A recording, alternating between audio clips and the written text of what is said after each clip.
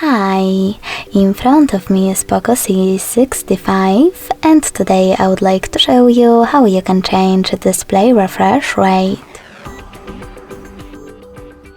First of all, go into Devices settings and tap on Display section after scrolling down.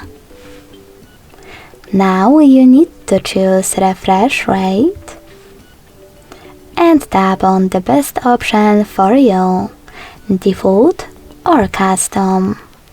If you decided to pick Custom, click on Refresh Rate below it and apply the perfect one from the pop-up.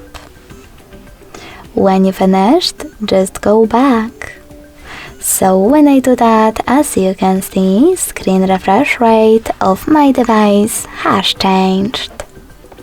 Thanks so much for watching. If you enjoyed this video, don't forget to leave a like, comment and subscribe. Bye!